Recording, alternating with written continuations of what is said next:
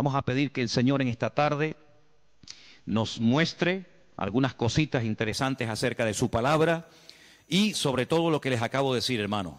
Estar preparados, tener respuestas correctas, adecuadas, para que cuando los inconversos, la gente que no conocen al Señor, vengan a hacernos preguntas, nosotros podamos responderle correctamente. Bendito sea Dios.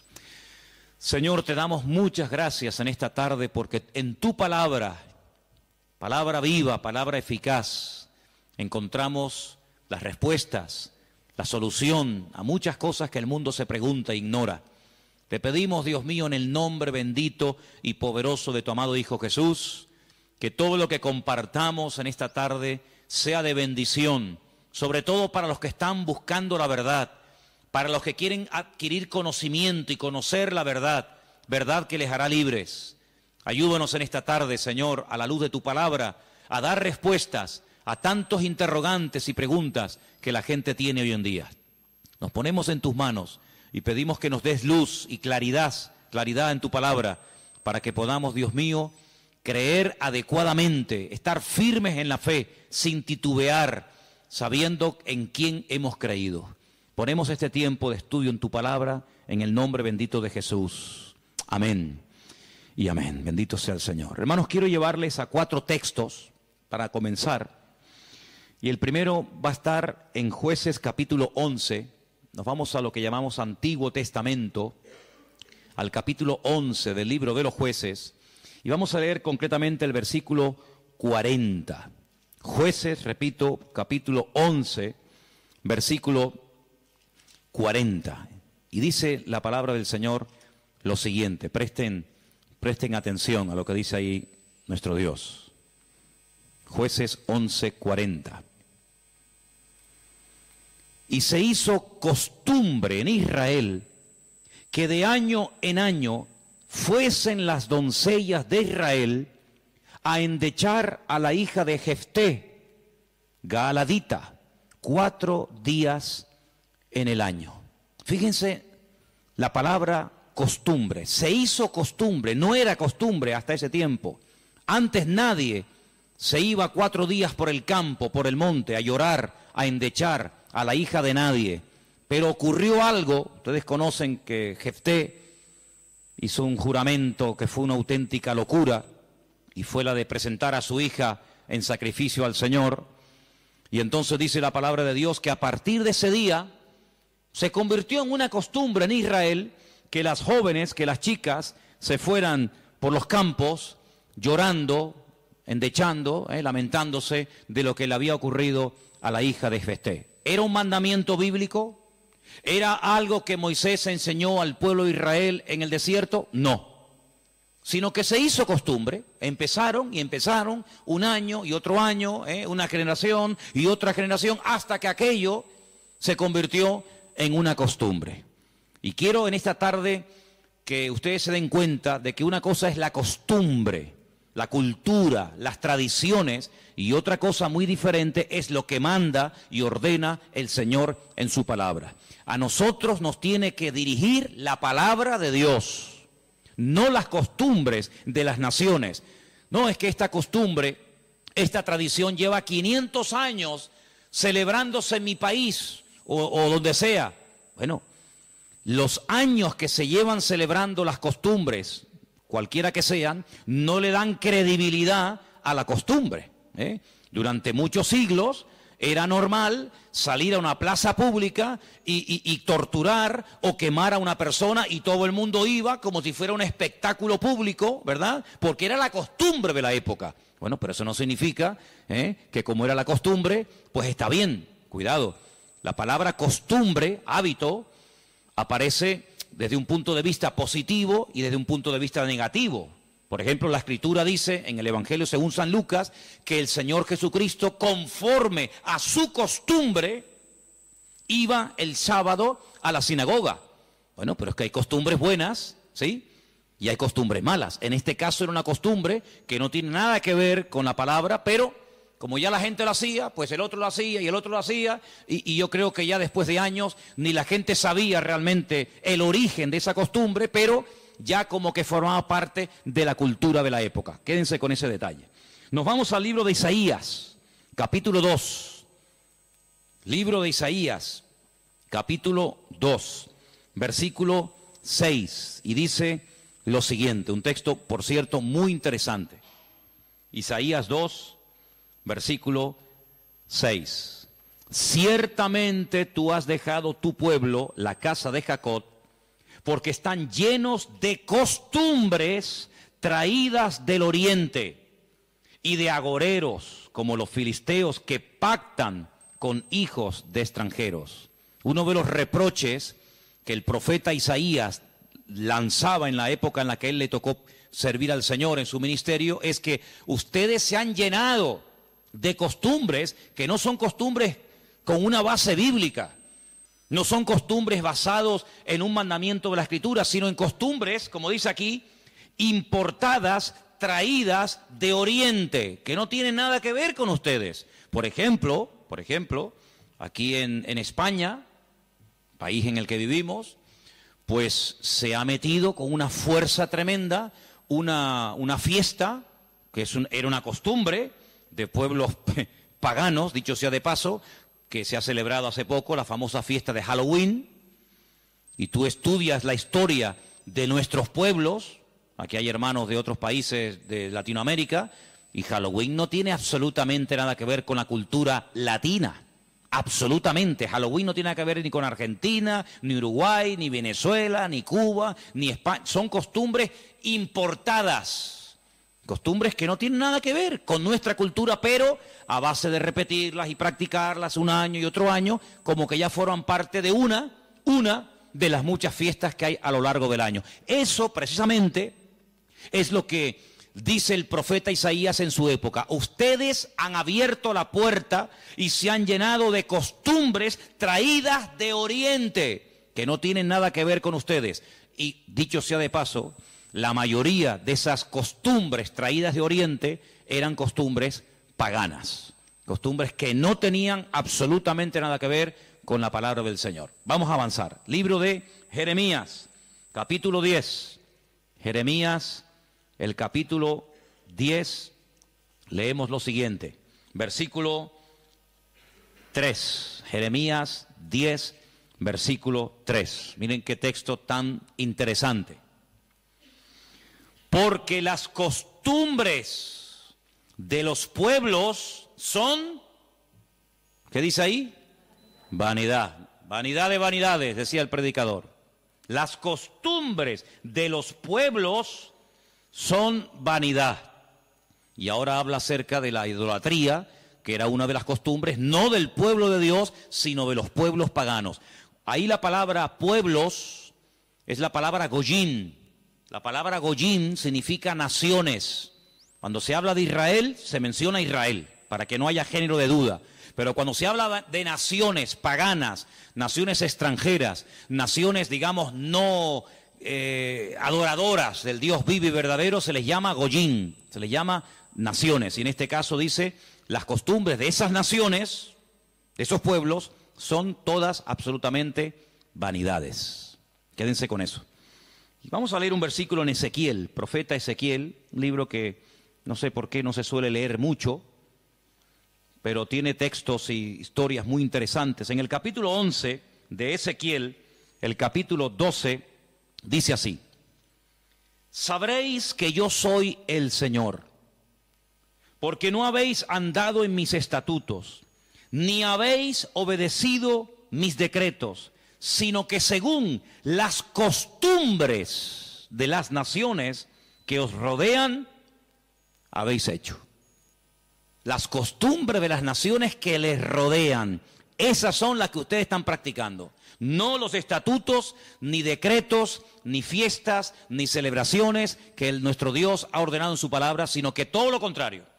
Hay momentos, ustedes seguramente han leído esos pasajes, donde los profetas, tratando de convencer, de sacudir al pueblo de Israel, les decían: a ver, vamos a ver, díganme ustedes un pueblo, una nación que haya cambiado sus dioses, que hayan dejado sus idolatrías por nuestro Dios. Ninguno, ninguno. Los egipcios, mira que vieron milagros los egipcios, porque las famosas 10 plagas de Egipto eran milagros, eran demostraciones del poder de Dios, ¿sí o no? Totalmente. Dejaron los egipcios al convencerse de que sus dioses no servían para nada, que hicieron el ridículo. Dejaron los egipcios su idolatría para creer en el Dios de los hebreos, en el Dios de Moisés, ¿sí o no? Para nada. Es más, cuando salen de Egipto, ¿qué hace el faraón? Vamos a perseguirlos, vamos a atraparlos y llevarlos otra vez a Egipto para que sean nuestra mano de obra. No se convirtieron, no se arrepintieron. Y mira que vieron la gloria de Dios, un río lleno de sangre. Bueno, eso es algo tremendo. Cruzaban la calle y allí la gente tenía luz y alegría y vida. Y a este lado, muerte, los animales se morían llenos de úlceras, llenos de llagas, miseria, pobreza, muerte. Oiga, aquí hay una diferencia. Esta gente pinta con sangre de cordero las puertas de la casa y no se muere nadie. Y nosotros, los poderosos egipcios, incluido el faraón, se mueren todos los primogénitos. ¿Te parece poca diferencia? Y así podríamos hablar de otra, ¿verdad? Se convirtieron, dejaron su idolatría por el Dios de Abraham, de Isaac y de Jacob. No. Daniel, en Babilonia, ¿cuántas veces vieron la gloria de Dios a aquella gente? Vieron a Daniel sobrevivir toda una noche y no ser atacado por los leones cuando lo metieron en el foso. ¿Se acuerdan, sí o no? Vieron a aquellos 3 jóvenes que les habían cambiado el nombre, que no se quemaron dentro del horno de fuego. ¿Cambiaron? ¿Recapacitaron? Ninguno. Dice, ¿cómo es posible que ustedes habéis podido comprobar que ninguna nación ha dejado sus dioses, su paganismo, para creer en nuestro Dios, y sin embargo ustedes sí lo han hecho? Dejaron al Dios vivo y verdadero para adorar a Moloc, a Milcón, a Astaroth, a Asera, a Baal. ¿Cómo puede ser eso? Pues eso fue lo que pasó. Ellos cambiaron al Dios verdadero por aquellos dioses, y dice el profeta Ezequiel en este pasaje, todo eso que habéis hecho son las costumbres de las naciones que les rodean, pero ustedes, en vez de influenciarles a ellos, que ellos se conviertan a ustedes, ha pasado todo lo contrario. Ustedes se han terminado convirtiendo a ellos. Han adoptado su forma de vivir, su forma de adorar, su forma de cantar, su forma de comportarse. Y esto es algo realmente increíble, porque esto no ha pasado nunca, nunca en la historia de la humanidad. Una nación ha dejado el paganismo, ha renunciado 100% a toda esa mentira y ha abrazado la fe única y verdadera. Sin embargo, ustedes tenían al verdadero y lo han abandonado. Otros profetas utilizaban el término han adulterado, han sido infieles a vuestro Dios. ¿Para adorar a quién? Al Dios de las moscas, al Dios de los excrementos, como hay por ahí un Dios también en la Biblia que se llama el Dios de los excrementos, para adorar a las criaturas en vez de adorar al Creador. Increíble, increíble. Entonces, los profetas que hemos leído, Jeremías, Isaías, Ezequiel y también en el libro de Jueces, dicen que todo eso, esas costumbres, son todas vanidades. Y entonces nosotros, como creyentes, que hemos, como dice la Biblia, pasado de muerte a vida, cuando nos convertimos al Señor, cuando salimos de donde hemos salido cada uno, pues tenemos, con el paso del tiempo, que no solamente decirle al Señor, Dios mío, gracias por haberme salvado, gracias por haberme perdonado los pecados, sino que quiero también pedirte, quiero que me ilumines, porque a lo mejor de mi antigua vida, cuando yo no te conocía, cuando andaba en la ignorancia, cuando estaba en la idolatría, en las costumbres que practiqué yo y mi familia durante toda la vida, Señor, quiero que tú me ilumines, por si acaso todavía puede ser que en mi vida, en mi familia, en mi forma de hablar, de pensar, de vestirme, etcétera, etcétera, todavía quedar algo que no está bien, pero que como lo hace todo el mundo, pues no parece que sea tan malo. Porque si os dais cuenta, hermanos, hay cosas que se hacen hoy en día que están mal, pero sin embargo, como las hace todo el mundo, no se ven mal. Por ejemplo, a mí una de las cosas que me llama la atención cuando voy a lo mejor a algún supermercado es que de un tiempo a esta parte, en la parte donde está todo lo que es los puros y los cigarrillos y todo esto, es increíble. ¿Os habéis dado cuenta lo que ponen como advertencia, en las cajas de cigarrillos, el cigarrillo mata, ¿eh? El cigarrillo produce enfermedades pulmonares, cáncer y esto y lo otro. Pero ¿quién hoy en día iría por la calle poniéndole una multa a una persona por fumar? Nadie. ¿Por qué? Porque como lo hace todo el mundo, ya forma parte de una vida normal, pues no se ve tan mal. Pero cuidado, el que lo haga mucha gente no significa de que esté bien, ¿sí o no? Entonces puede ser que a lo mejor algunos de ustedes en algún momento se ha sentido, perdonen la expresión, como un bicho raro en su puesto de trabajo, con los amigos, con la familia, con los vecinos, ¿sí o no?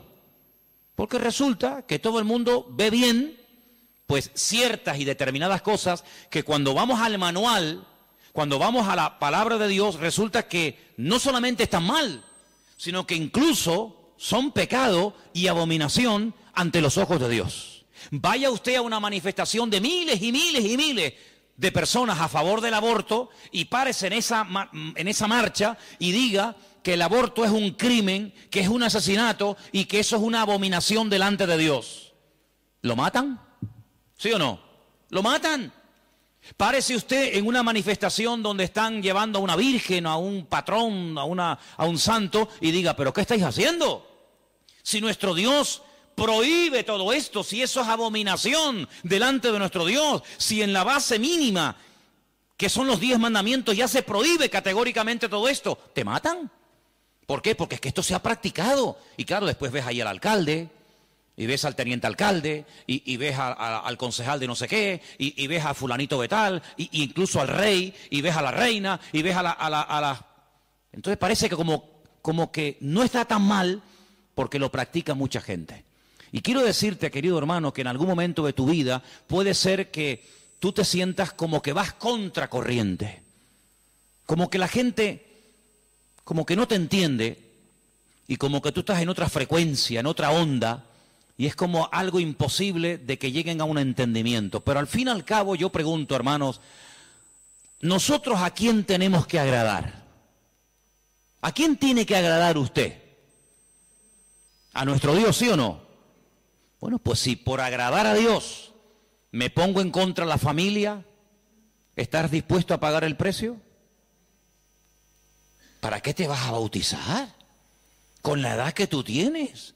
Si a ti ya te bautizaron tus padres cuando eras pequeñita, no lo pueden entender. Pero saben, hermanos, nosotros, repito, primero a quien tenemos que rendir cuentas a nuestro Dios. Y en segundo lugar, tarde o temprano, como dije el domingo pasado, la fe. Y cuando hablo de la fe, yo no me refiero solamente a la creencia, sino me refiero, cuando hablo de la fe, también aglutino nuestro estilo de vida. Porque nuestra fe es un estilo de vida. Somos diferentes, ¿sí o no? Somos diferentes. Somos diferentes a la hora de hablar, a la hora de pensar, a la hora de reaccionar ante una situación. Somos diferentes, lo queramos reconocer o no, somos gente diferente. Eso incluye también el concepto fe. No solamente que creo en un Dios, en un cielo, en un infierno, en la Biblia como palabra de Dios, sino que la fe me lleva a una serie de cambios. Bueno, pues en ese paquete de mi estilo de vida, yo tengo que pararme y decir, lo que estamos haciendo forma parte de una base bíblica o de costumbres que se han ido traspasando de padres a hijos, de generación en generación, y yo, como he formado parte toda la vida, evidentemente, de este sistema de vida del mundo, pues las he incorporado como algo normal, pero nunca me paré a preguntarme si lo que yo estaba practicando, si lo que yo estaba creyendo era de Dios o era algo totalmente antibíblico. ¿Quién te convenció a ti? ¿Cuándo te diste cuenta de que adorar imágenes no era de Dios? Algunos de ustedes lo hicieron toda la vida. Pero llegó un momento en el que dijiste, esto no es de Dios, ¿sí o no? El que fue ladrón, el que fue drogadicto, el que practicó la prostitución o cualquier otro pecado. Hay un momento en la vida en el que a la luz de la Escritura, oyendo los mensajes, las predicaciones, leyendo la Biblia, el Espíritu ¡pam!, te golpeó, ¿sí o no? Te tocó y dijiste, que va, yo no puedo seguir por este camino. Y cuanto más profundices en la Biblia, cuanto más profundices en la palabra, te das cuenta de que uno tiene que cambiar en todo, en todo. forma de hablar, a veces, ¿por qué no decirlo?, hasta en la forma de vestir, ¿sí o no? Hombre, vamos a ver, si por ejemplo una chica que está ejerciendo la prostitución esta tarde se convirtiera al Señor, seguramente la forma como esa chica se viste, que está diseñada para seducir, para atraer, para llamar la atención, pues cuando esa chica se convierta al Señor, lo más probable es que el Espíritu le ponga en su corazón que la forma como viste, pues es una forma que tiene una finalidad, pero que esa finalidad en absoluto la tengo que llevar a cabo en un culto. Por lo tanto, seguramente en un momento determinado el Señor le pondrá en su corazón, oye, vístete un poco más decentemente, más ¿sí o no? Seguramente que sí. Y el que toda la vida ha estado robando o toda la vida ha estado haciendo daño, seguro que el Espíritu le va a hablar en ese área de su vida. Pero luego hay otras cosas, como hemos leído, costumbres, que como que no las vemos tan mal. Y hemos visto a la luz de la palabra de Dios, solamente les di 4 textos, están ahí grabados por si los quieren después volver a leer, 4 versículos donde tenemos que analizar y preguntarnos las costumbres, no los mandamientos, las costumbres que estamos llevando a cabo, ¿son bíblicas? ¿Son de Dios? Y ahora vamos a pasar al tema que la gente nos pregunta mucho por internet. ¿Qué opinan ustedes acerca de estas fiestas navideñas? ¿Puede un cristiano? ¿No puede un cristiano? ¿Está bien esto? ¿Está bien aquello? Bueno, lo primero que tenemos que partir de la base es la siguiente. Nadie, absolutamente nadie, desde que el cristianismo o desde que Cristo vino a este mundo, y mira que lo han intentado, nadie sabe exactamente el día en el que nació el Señor Jesucristo. Nadie. A lo largo de la historia se ha especulado, incluso, si ustedes se meten a estudiar este tema, incluso algunos llegaron a predicar y a enseñar en sus respectivos congregaciones o ministerios que Jesús nació entre marzo y abril.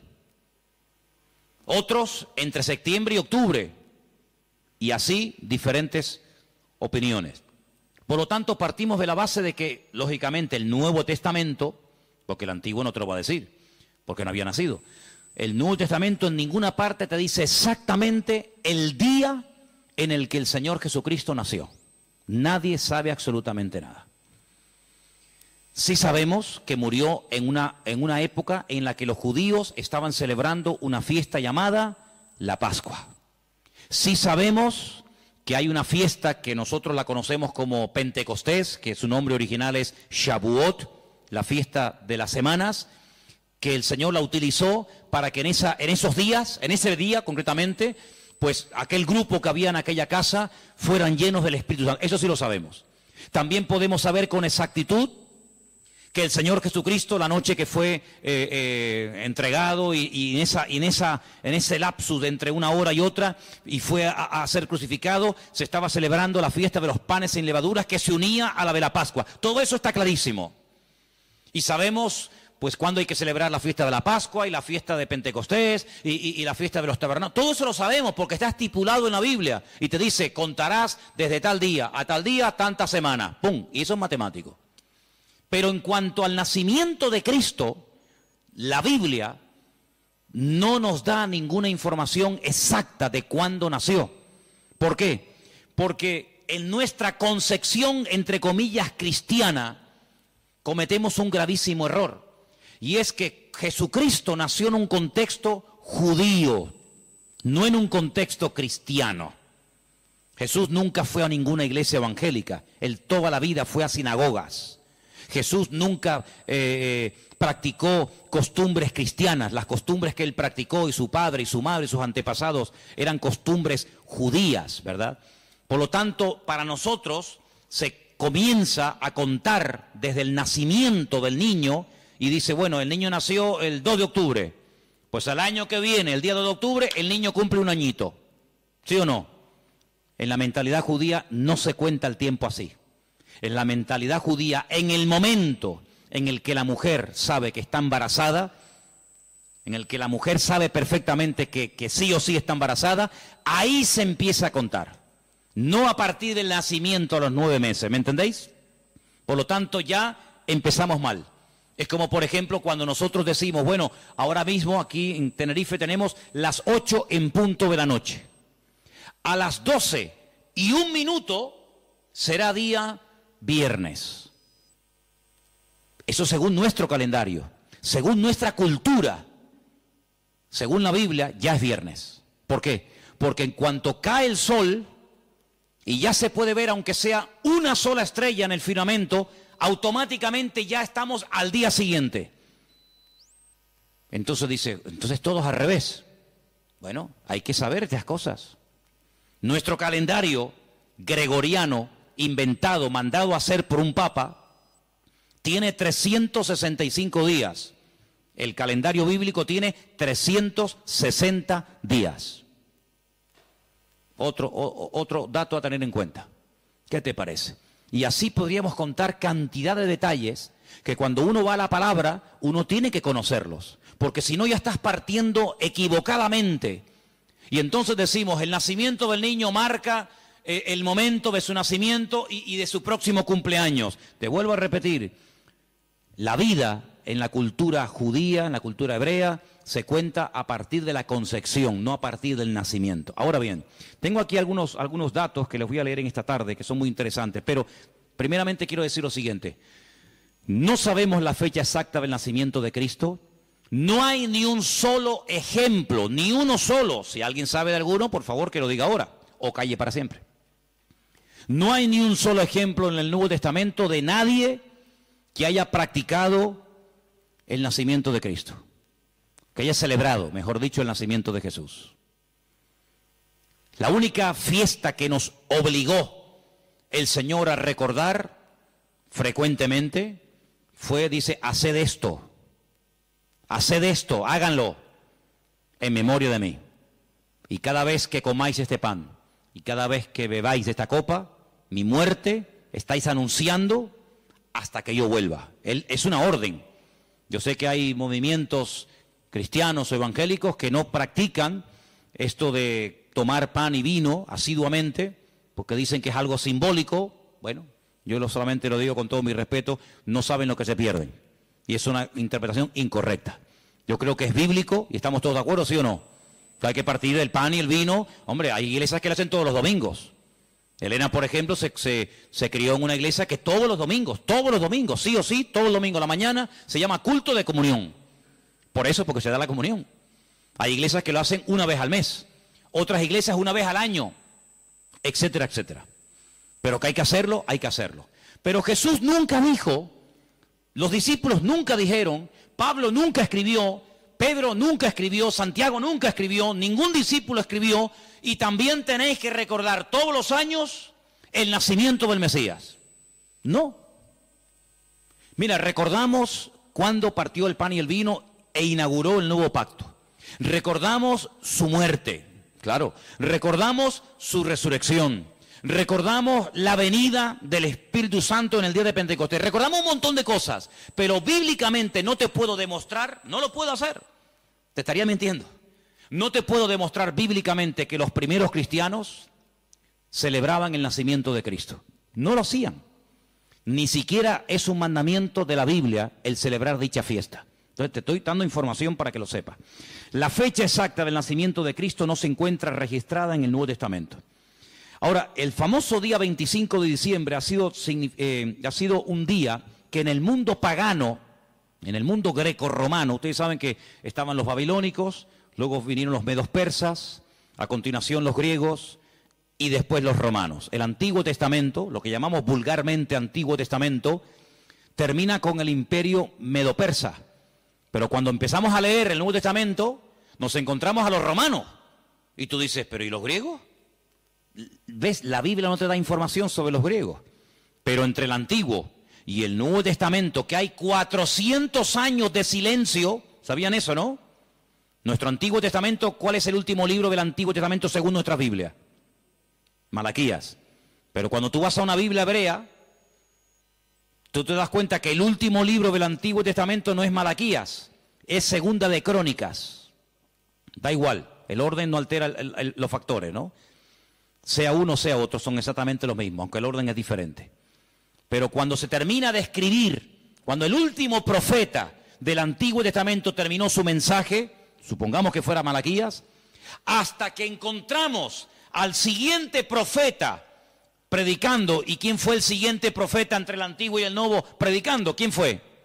Juan el Bautista. Hay 400 años de silencio. No hubieron profeta entre Malaquías y Juan el Bautista. ¿Y cómo se guiaba la gente? Por la palabra.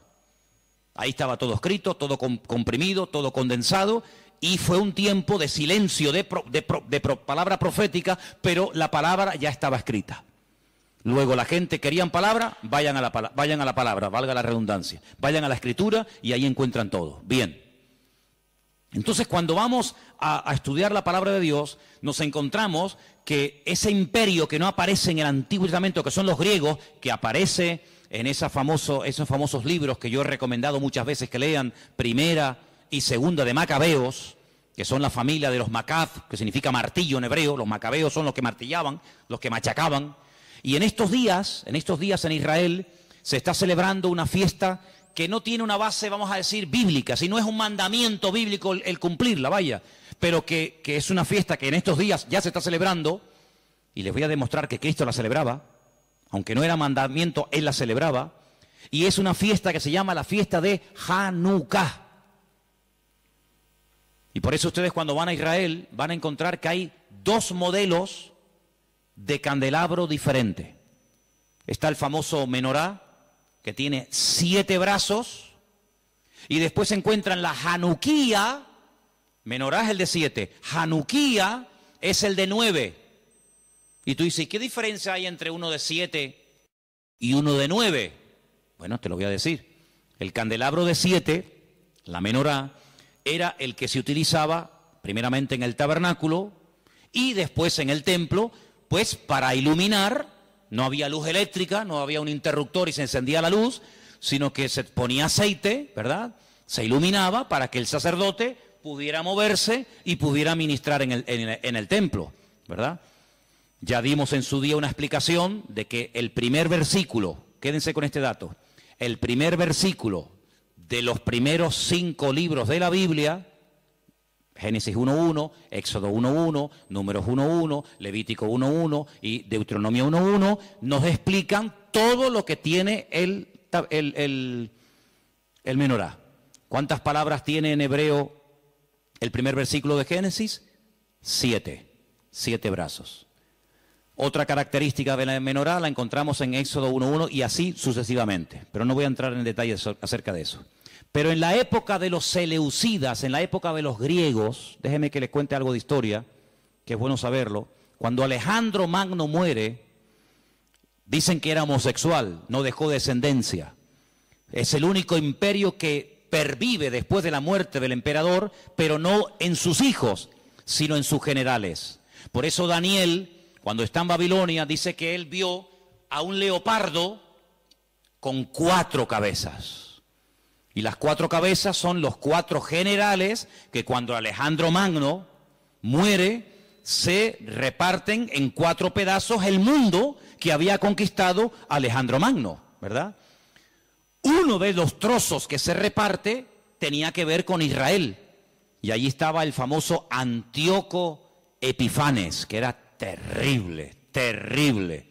Ese fue el que se atrevió a meter a un cerdo dentro del lugar santísimo y sacrificarlo y de esa manera, humillar y avergonzar a Dios y en fin, tantas cosas, ¿no? Esa es la famosa abominación desoladora, la profanación del lugar santísimo. En esa época de los griegos había una familia compuesta por una serie de hermanos que se propusieron restaurar la vida política y espiritual de Israel.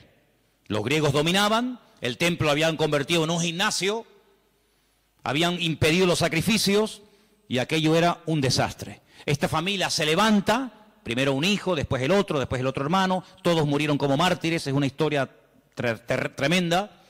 Y estos macabeos, que no se llamaban macabeos, sino una especie de apodo, los que martillaban, los que golpeaban, pelearon militarmente, cuerpo a cuerpo con los griegos y los derrotaron, los vencieron, los echaron de Israel y restauraron el culto en el templo.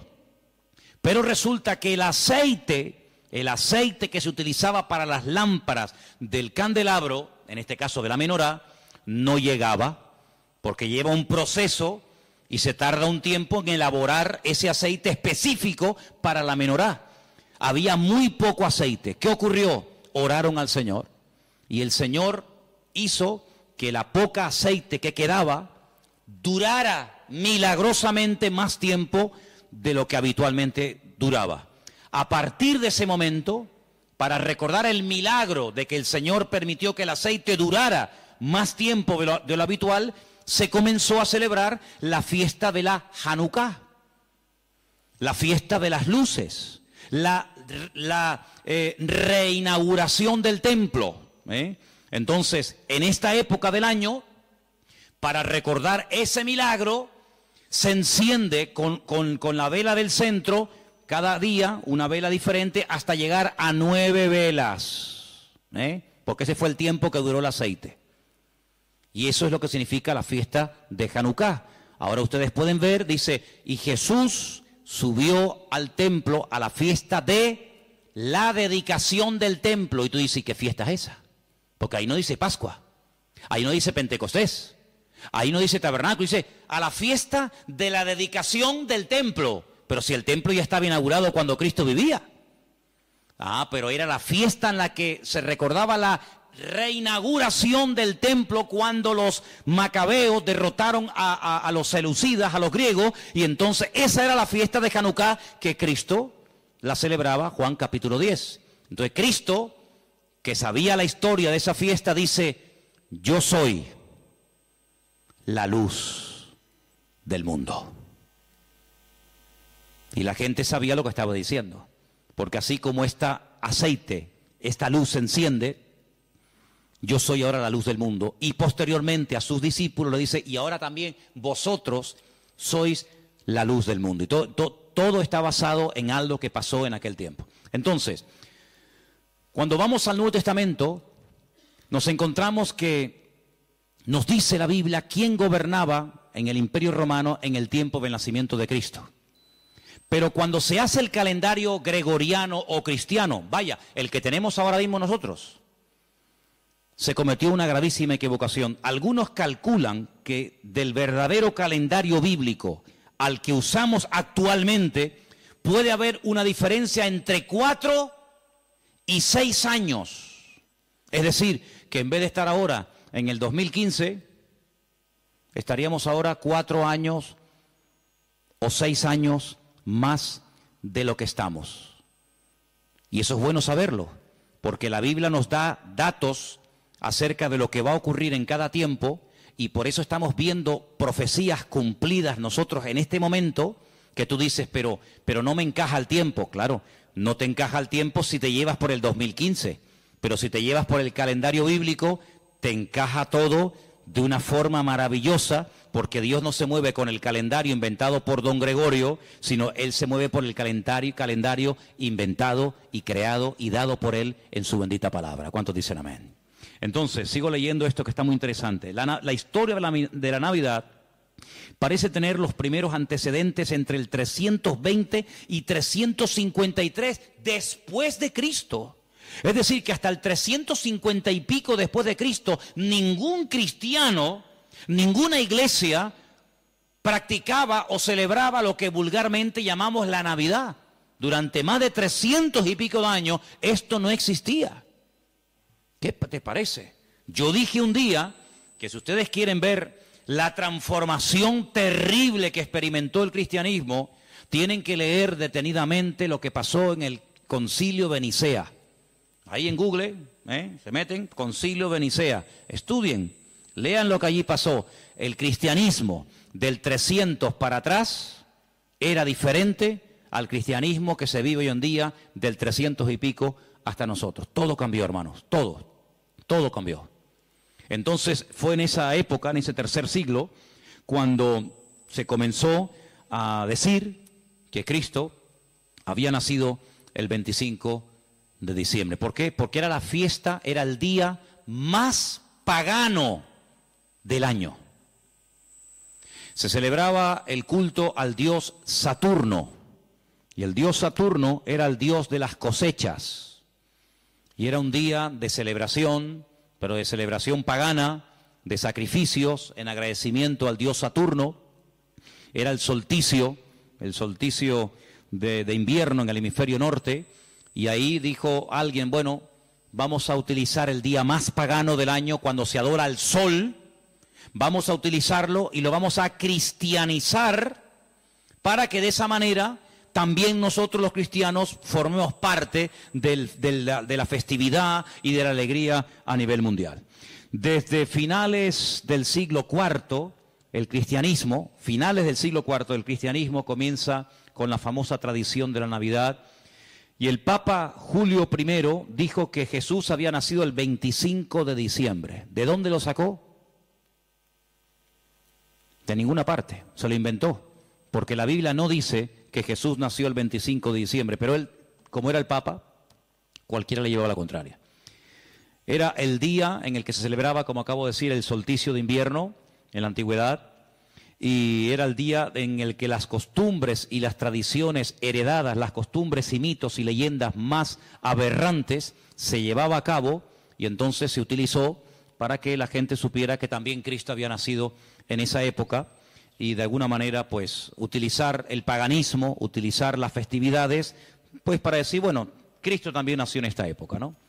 En el año 540, un monje llamado Dionisio, cuyo apodo era el Exiguo, en el cálculo de las fechas propició la fijación de una fecha errónea en cuanto al nacimiento de Cristo.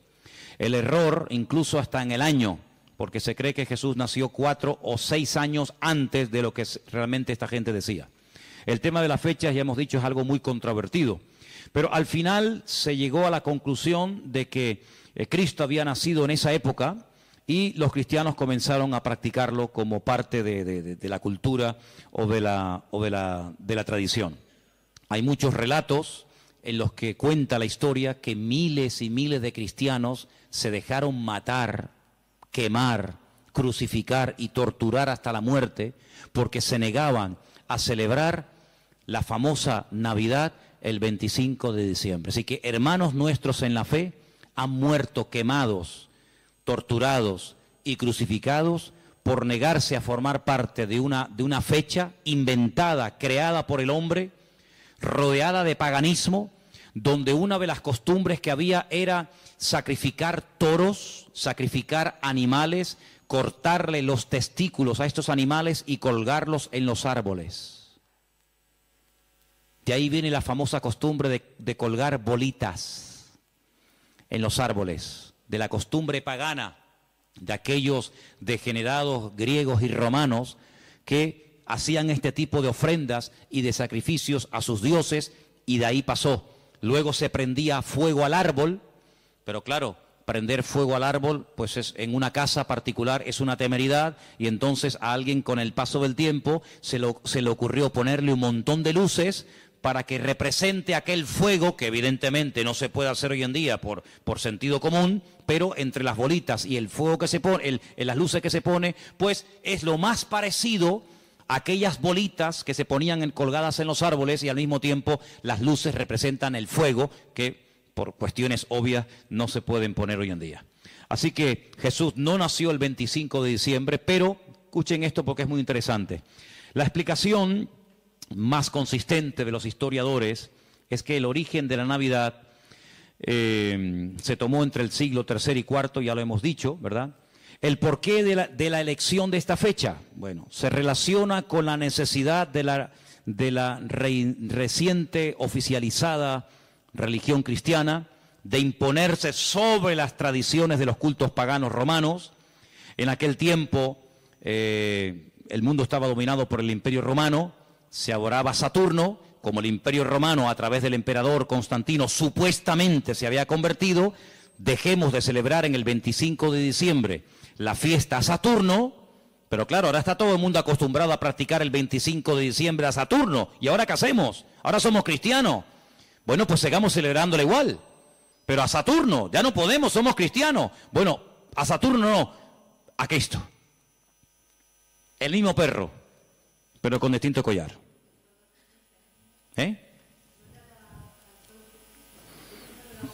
Adoraban al sol. Ellos pueden decir misa.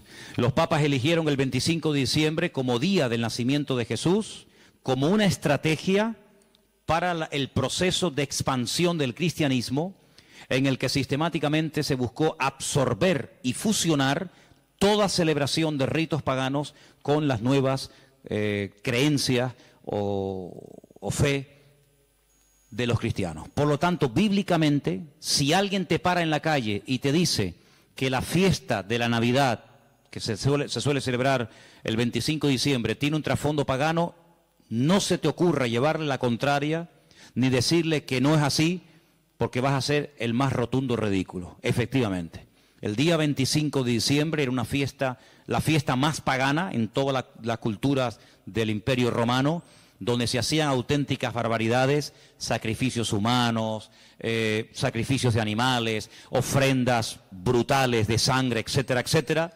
Como supuestamente, repito, el Imperio Romano dejó el paganismo y abrazó la fe cristiana que había perseguido durante más de 300 años, pues ahora ¿qué hacemos? Ahora nos encontramos con un dilema. Bueno, lo solucionamos fácilmente. Seguimos manteniendo el día, seguimos manteniendo las costumbres de dicho día, ¿vale? Seguimos celebrando todo exactamente igual, pero en vez de a Saturno, en vez de a divinidades falsas, pues la celebramos a Dios y total, aquí no ha pasado absolutamente nada. A base de repetir y de repetir y de practicar, un siglo, una generación, otra generación, nos hemos puesto hoy en día en el año 2015, aparentemente después de la era cristiana, y resulta que hemos abrazado unas costumbres y unas prácticas que nosotros no lo hacemos con ninguna mala intención, ¿no? Nosotros no lo hacemos porque creemos en el paganismo, ni mucho menos, pero sin darnos cuenta estamos practicando y celebrando y haciendo cosas que tienen un trasfondo totalmente pagano, pero después queremos que los paganos cambien cuando los paganos lo que han hecho es que nos han cambiado a nosotros. Y se han metido en nuestras casas, y se han metido en nuestras costumbres, y se han metido en nuestro vocabulario, y hemos visto, no de ahora, de hace ya muchos años, que en estos días, que teóricamente, vamos a decir, ha nacido el Señor, que no es así, ya lo hemos demostrado, pero que teóricamente teníamos que celebrar su nacimiento, resulta que se ha convertido en una fiesta, ¿de qué? De despilfarro, de derroche, de negocio, donde después se habla de la famosa cuesta de enero, porque la gente empezó a regalar y a comprar y a regalar y a comprar, a regalar y a comprar cosas que después en enero se arrepienten o no usan o quieren cambiar, y después resulta que ya el año, en vez de empezarlo libre de deudas, ya lo empiezan con más deudas, aparte de las que ya tenían del año anterior. ¿Por qué? Porque la fiesta así lo requiere. Porque si no le regalamos al abuelito, y si no le regalamos nada al niño, y si no le regalamos nada a la abuelita, o al tío, o al papá, o al sobrino, pues como que es una falta de educación, y como que falta el amor en la familia, y como que todos nos hemos vuelto locos, y nos hemos fanatizado, porque ahora somos cristianos. No, mi hermano, aquí no nos hemos vuelto locos, sino que ¿sabe lo que pasa? Que el conocimiento confronta, y el conocimiento compromete. Por eso hay gente que dice, yo prefiero no saber nada, y seguir en la ignorancia. Pero ¿sabes qué? Cuando estamos en Cristo, estamos obligados, estamos comprometidos con la verdad. Y la verdad nos hará libres en la medida, no es como un botón, la verdad os hará libres. Eso no cuesta nada decirlo. La verdad nos hará libres siempre y cuando interioricemos y practiquemos la verdad. Porque yo puedo conocer la verdad, pero la verdad si no la vivo, si no me la aplico, si no la practico y si no la interiorizo, la verdad simplemente no hace absolutamente nada. No es como un amuleto. ¿Cuánta gente ha comprado antaño la Biblia? ¿Cuántos hogares tenían un pedazo de Biblia enorme y la tenían ahí en la estantería? ¿Por qué? Porque, hombre, es la palabra de Dios. Pero es que la palabra de Dios no es un amuleto. No es como el que pone una herradura. No es como el que pone una ristra de ajos. No es como el que recurre a un amuleto, que los hay en todas las religiones. Los judíos también tienen un montón de amuletos, ¿eh? No se pueden ustedes imaginar. La famosa segulá y tantos amuletos creados y diseñados y vendidos y bendecidos por los rabinos para protección del mal de ojo, para protección de no sé qué, para protección de los malos espíritus. En todas las religiones siempre ha habido amuletos, pero la verdad, la Biblia no es un amuleto, es un estilo de vida que nos lleva a comprometernos y nos lleva a decir: Señor, perdóname, porque he estado creyendo y practicando y encima enseñando y transmitiendo una mentira, creyendo que es una verdad. Y no hay nada peor que creer que algo de mentira es una verdad y yo la practico en mi vida. Hermanos, en estos días, generalmente en todas las iglesias, incluido esta, suele ocurrir algo muy común. Y es que, por ejemplo, lo notamos, ¿no? Y no es que llevemos un control excesivo del tema, pero les cuento la realidad. Muchísimos creyentes se gastan el dinero que tienen y el que no tienen, y se olvidan muchas veces de lo que tenían que haber apoyado con su dinero a la obra de Dios. ¿Por qué? Porque hay que comprar regalos a todo quisqui, y hay que tirar la casa por la ventana.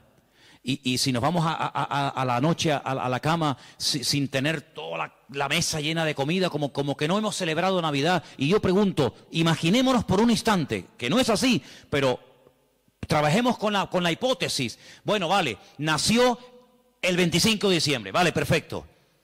Si realmente nació el 25 de diciembre, ¿a quién tendríamos que celebrar la fiesta? Me imagino que al Señor. Pero nosotros somos tan listos que nos hacemos la fiesta para nosotros. Y tendríamos que traerle regalos a Él. ¿Cómo? Bueno, pues ¿qué le hace falta a la iglesia? Pintarla. Yo regalo este año la pintura. Si el cumpleaños del Señor y esta es la casa del Señor, ¿qué le hace falta a la iglesia? Más sillas, yo las regalo. Pero no hacemos regalos al que cumple años, teóricamente, sino que nos hacemos regalos a nosotros. A papá, a mamá, al tío, al sobrino. Y yo digo, bueno, ¿el cumpleaños de quién es? ¿Tuyo? ¿O es el del Señor? Porque si es el del Señor, al que menos le hemos regalado ha sido a Él. Resulta que nos hemos regalado a nosotros. Y tenemos, los que tengan, ¿no?, el árbol lleno de docenas de juguetes y docenas de regalos. Y tú dices, ¿y el regalo del Señor dónde está? Porque la iglesia no puede sufrir en estos tiempos, en este mes de diciembre, porque teóricamente sería el mes de más abundancia, ¿sí o no? Tendría que ser el mes en el que sobraran Biblias, sobraran sillas, sobrara de todo, porque es el día especial del Señor. Pues ¿saben qué? Suele ocurrir generalmente todo lo contrario. Es cuando tal vez menos nos acordamos del Señor. Ahora, nosotros vamos a utilizar la fiesta que el mundo inventó, no el Señor, no la iglesia primitiva, no la Biblia. Nosotros vamos a utilizar la fiesta que inventó el mundo para decirle al mundo el motivo por el cual el Señor vino a este mundo. Que no fue otro más que morir por nuestros pecados, derramar su sangre y restaurar nuestra vida y sacarnos de la miseria y de la ignorancia y ponernos en el reino de su amado Hijo. Eso es lo que vamos a hacer. El mundo que celebre lo que quiera. No es un tiempo para derroches, ni despilfarro, ni borracheras. No es un tiempo para trasnochar y tirar la casa por la ventana y parece que si no le regalo un suéter o un pantalón o una camisa, fulano se enfada y me mira, pues que me mire como quiera. Pero no es un tiempo para nosotros. Tendría que ser en todo caso un tiempo de más oración, de más compromiso, de más reuniones, de más entrega. Tendría que ser eso si verdaderamente nació en esta época. Tendría que ser eso, pero lamentablemente vemos que no lo es. Y entonces, amados hermanos, resumiendo un poco todo esto, ¿qué vamos a hacer nosotros? Vamos a decirle al mundo, claro, nosotros creemos que Él vino. ¿Cómo no lo vamos a creer? Nosotros creemos que Él nació y que Él vivió en esta vida y que Él murió y que Él resucitó y que digan lo que quieran, pero vino con propósito, vino con un objetivo, no vino para entretenernos, no vino para que ahora en diciembre tiremos la casa por la ventana, luego en abril, marzo, abril, volvamos a recordar toda la tragedia de la sangre, de la muerte, de Pilato, de la crucifixión, de la tumba, de los latigazos, etcétera, etcétera, y el resto del año. No, hermano, no vamos a dejarle al mundo que nos diga cuándo y dónde tenemos que celebrar lo que tendríamos o no que celebrar. ¿Qué es lo que tenemos que celebrar? Lo que dice la Biblia. Haced esto en memoria de mí. Ahí tienes ya un ejemplo. Si dice el Señor, nos dice el Señor, haced, cumplid con esto en memoria de mí, bueno, ahí tenemos una obligación, pero en ninguna parte mi Señor, nuestro Señor, ni a ti ni a mí, nos dice, y una vez al año recuerden que el 25 de diciembre yo nací, porque dicho sea de paso, cuando Cristo nació, la palabra diciembre ni existía, porque ni ese mes existía cuando el Señor Jesucristo nació, sino que estamos hablando de términos y de palabras creadas, diseñadas e inventadas por los hombres. Y quiero que este año sea diferente. Debe ser diferente este año en nuestras casas. Lo dije hace mucho tiempo, cuando pongamos la mesa y nos juntemos los hermanos, los amigos, los familiares, etcétera, pongan en la mesa un cubierto como si Él estuviera sentado en la mesa con nosotros. Para que cuando venga un inconverso te diga, oye, ¿y ahí no se va a sentar nadie? Sí, ahí está sentado esta noche el Señor con nosotros. ¿Y eso? Sí, porque queremos que el Señor esté sentado en nuestra mesa. Porque si el Señor no está sentado en esta mesa, ¿qué rayo estamos celebrando nosotros aquí esta noche? ¿Qué estamos celebrando? ¿Un banquete? ¿Qué estamos celebrando? Si el Señor no está sentado en esta mesa, ¿qué hacemos aquí tú y yo? Es una cena normal y corriente como cualquier otra, pero queremos invitar al Señor a nuestra casa. Queremos que coma con nosotros, que viva con nosotros, que duerma con nosotros, que entre con nosotros, que salga con nosotros. Nuestra vida no gira en torno a fiestas, porque nuestra fiesta se llama Cristo. Y nuestra fiesta desde el 1 de enero hasta el 31 de diciembre. ¿Cuántos dicen amén? No tenemos que decir, ahora el nacimiento, ahora la muerte. Todos los días yo recuerdo que Cristo vino a este mundo a morir por mí. ¿Sí o no? Todos los días yo recuerdo que Él murió por mí en la cruz. Todos los días, no solamente el domingo de resurrección, allí en el Parque La Granja. Yo todos los días recuerdo que el Señor resucitó al tercer día. Yo todos los días recuerdo que Él está vivo. No tengo que decir, bueno, ahora esto. Ahora, ¿quién nos marca a nosotros el calendario? Lamentablemente, ¿sabe quién nos marca el calendario? El mundo. El mundo se ha metido en la cultura de tal manera que dice, no, ahora carnavales, ahora Halloween, ahora Semana Santa, ahora la Ascensión de María, ahora el Puente de la Constitución, y le hemos dejado al mundo que nos organice el tiempo y nos diga incluso cómo tenemos que comportarnos en cada época del año. Claro, nosotros gracias al Señor somos cristianos y muchas de esas cosas ya no las hacemos, pero el que es mundano, el que no es cristiano, dice, carnavales, ¿me tengo que disfrazar? Me tengo que disfrazar, ¿por qué? Porque el mundo dice que ahora es cuando yo me tengo que hacer de disfrazar y hacer el idiota durante una semana o 15 días. Pero luego no, ahora dice, no, ahora viene la cuaresma. Ahora viene la resignación, el perdón, la ceniza, no sé qué, no sé cuánto. No, ahora viene la Semana Santa, no, ahora viene no sé qué. Y le hemos dejado al mundo que organice nuestro tiempo y nuestro estilo de vida. Nuestro tiempo y nuestro estilo de vida, ya lo dijo el Señor cómo tiene que ser. Si a alguien le interesa, aquí lo tienen. Señor, ¿qué tengo que celebrar en marzo? Señor, ¿qué tengo que hacer en diciembre? ¿Qué tengo que hacer cada día de la semana? Aquí está el manual. No le dejemos al mundo que nos organice, porque mira, yo me acuerdo que hace años, y termino, en España no se celebraba Halloween. ¿Cuánto tiempo lleva esta fiesta entre nosotros más o menos? ¿Alguien más o menos sabe? 8 años. Bueno, 8 años. Y nosotros ya tenemos una edad. Luego, durante muchos años de nuestra vida, esta fiesta en España no se celebraba. Íbamos a un centro comercial en esta época de noviembre, creo que se celebra esta fiesta terrible, y no había ninguna calabaza, no había ninguna cosa de terror. ¿Por qué? Porque esta fiesta no se había introducido. Pero mira cómo la metieron. Mira cómo la metieron, amigos. Y el otro día, el Black Friday. Ya nos metieron otra. Y en enero, ahora y el mundo tiene, hermano, lo tiene tan claro, el diablo tiene tan claro los objetivos que dice, mira, a la gente le gusta varias cosas. Comer bien, vestir bien, vivir bien y divertirse. Perfecto. Como no quieren ser guiados por el camino de la palabra, como no quieren ser guiados por el camino de Cristo, sino quieren seguir por el camino del relajo, por el camino del despilfarro, pues yo le voy a dar. Y el diablo le da a la gente lo que quiere. ¿Quieres carnaval? Toma carnaval. Y tú dices, ¿cómo puede ser que un país que ha estado años en crisis llegue la fiesta del carnaval y no haya pagas para gente que no tiene nada y que están en el paro y que no tienen los pobrecitos nada, y resulta que ayuntamientos den subvenciones de miles y de miles de euros a personas para que tiren la casa por la ventana durante una semana o durante un mes. ¿Cómo es posible? Es que el pueblo quiere eso. El pueblo quiere eso. En el pueblo de Tordesillas, en la provincia de Valladolid, la tradición del toro de la Vega. ¿Quién no ha oído esa barbaridad? Cogen un toro bravo, lo sueltan al campo y miles y miles y miles y miles de personas lo rodean, lo pinchan, lo clavan, lo torturan. Cuando ya el animal está reventado que no puede más, llega uno, rácate, le clava una lanza, lo montan en un caballo, lo llevan al pueblo y es el héroe, porque este año ha matado el toro de la Vega. Cuando van allí la gente a protestar en contra de esta fiesta, cuando han ido ecologistas o personas que dicen, oye, pero ¿cómo puede ser esto? Los han sacado del pueblo a patadas, los han apedreado. Y cuando los periodistas pueden acercarse a uno de aquellos fanáticos, ¿saben lo que les dice?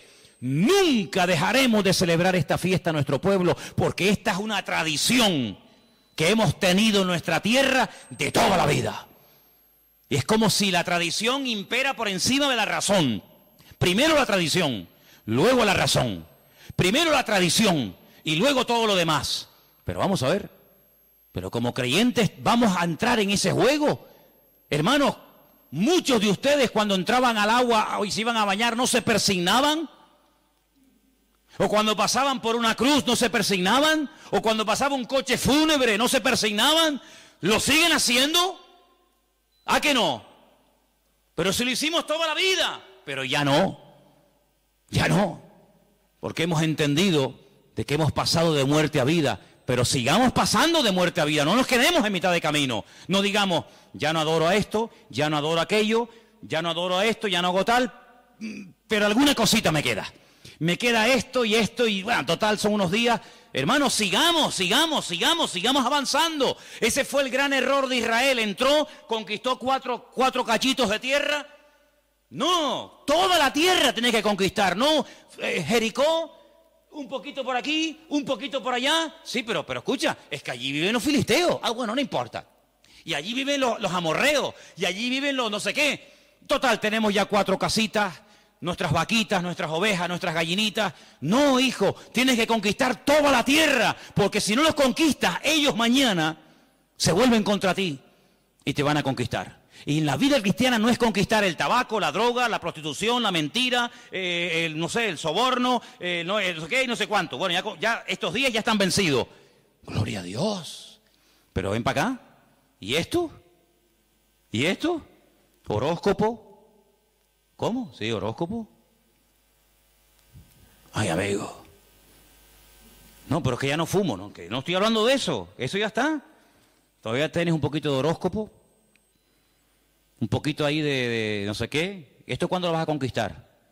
Lo que has conquistado no es excusa para no seguir conquistando lo que te falta. Es más, si has conquistado y superado cosas tremendas, te tienes que agarrar a eso y decir, Señor, como tú me ayudaste a conquistar y a vencer esto, que para mí era algo grande, importante, agárrate a eso y sigue practicando cosas. Porque yo te voy a decir una cosa. Cuando el Señor llamó a Gedeón, ¿se acuerdan? Llamó a Gedeón y le dice, mira, ven para acá. Tu padre tiene un ídolo en la casa y lo adora. Levántate y rómpeselo. Y Gedeón dice, el ídolo de mi padre. Dice, sí, porque él no lo va a romper nunca. Entonces tú, que tienes las ideas más claras que él, ayúdalo, desata a tu padre. Porque si tú le dices a tu padre, papá, Dios me ha dicho que rompas el ídolo, tu padre nunca lo va a hacer. Pero tú sí lo tienes claro, ayuda a tu padre.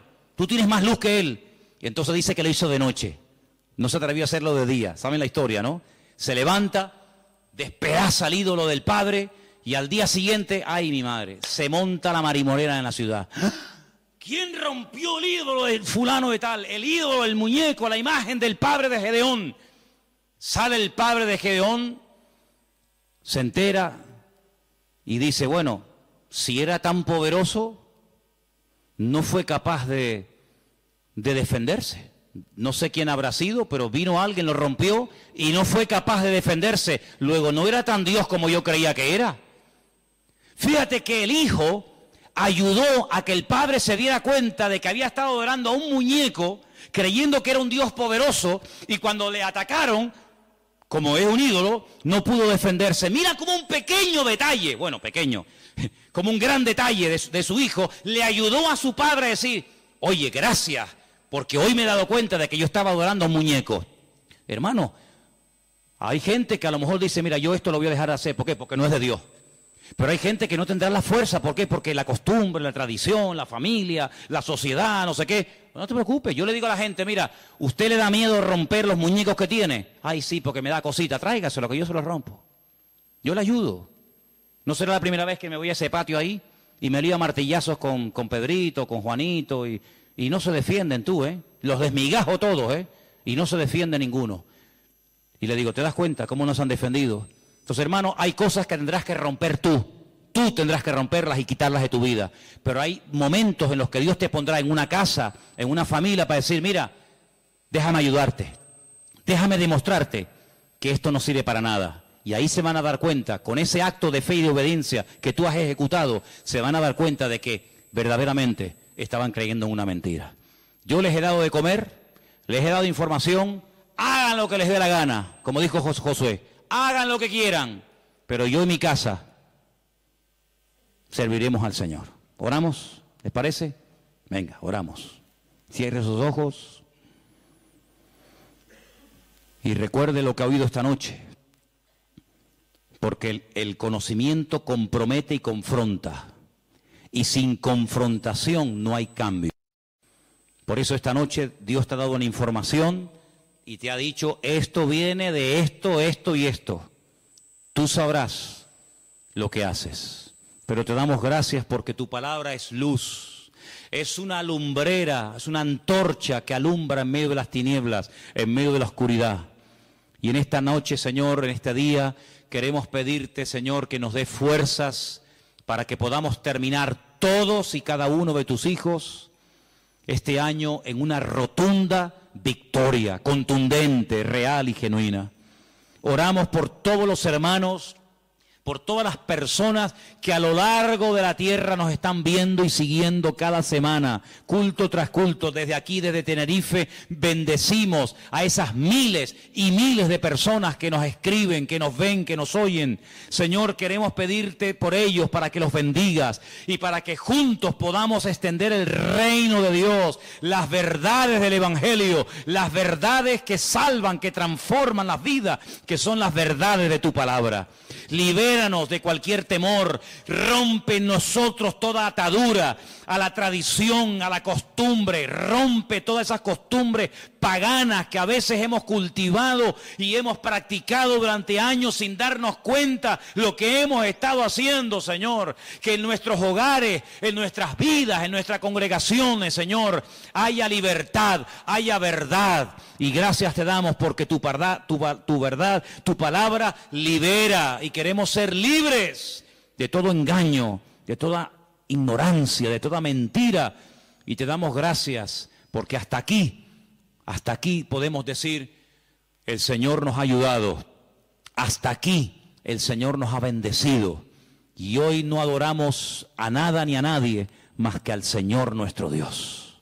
Recibe toda la gloria, mi Señor.